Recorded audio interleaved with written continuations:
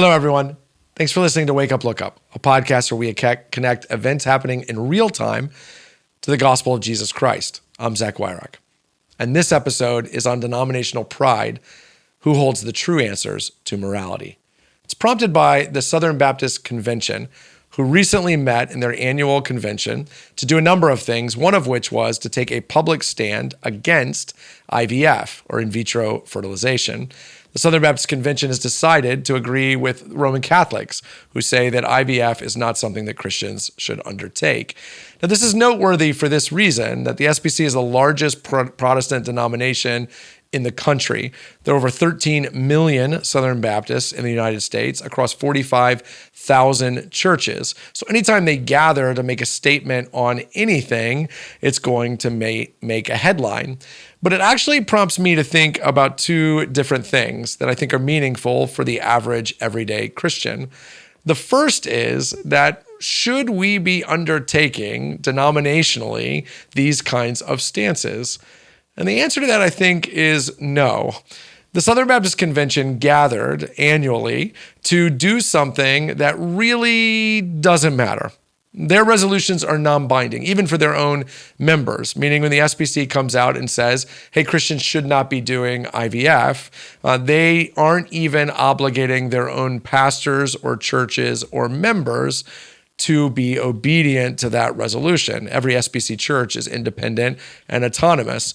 They're just kind of getting together to make a moral stand that will be in the news for a little bit, but then really kind of dissipate. One of the ways you know that is because they do this every year.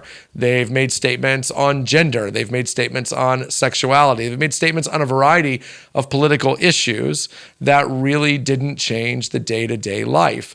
This is one of the reasons I think Christians are growing tired with the denominational approach. The idea that a group of people would get together that represent 13 million Christians and 45,000 churches and decide that this is the best use of their time is a little fatiguing. When you get that kind of mass together of churches and leaders, you would hope that the ideas and issues at stake would be how to better work together, how to drive the gospel forward, how to lead more people to faith in Jesus.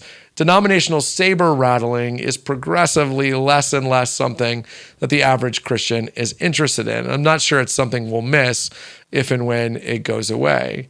However, this is noteworthy for a different reason, and that is that I think it begs the question, should Christians be looking to their churches to help them think theologically and practically and morally about issues like IVF? And the answer to that, I think, is unequivocally yes. The world is complicated.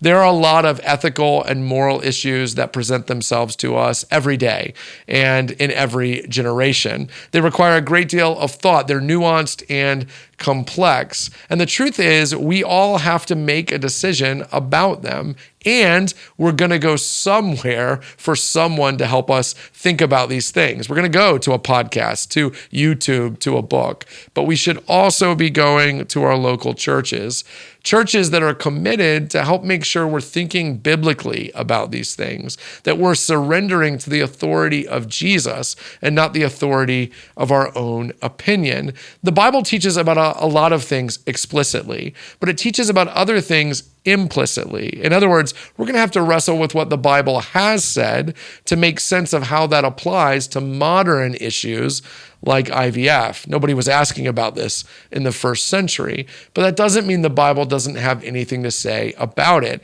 And to make sure we're reading the Bible well and honestly and applying it well and honestly, we need community. And we need pastors and leaders who have been trained to help us think about these things well.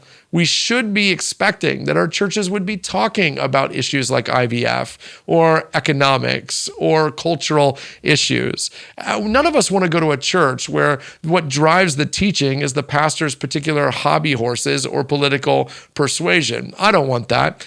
And you don't want that. But you show me a church where the Bible is being taught, and I'll show you a church that has no choice but to apply the Bible to its context. That's the way the Bible is written. That's its intended use for which God gave it to the church. Sometimes we have to realize that we're going everywhere but the church for how to think about these issues. And we should be expecting and wanting pastors and teachers to give us guidance on the issues of our day. I'm not interested in denominational saber rattling any more than you are, but I am, just like you, in desperate need of other Christians to help me think well about following Jesus in a complex and nuanced world. For that, I and you, we need the church. So I hope the church is talking, and I hope we're listening about how to follow Jesus in the complexity of our modern world.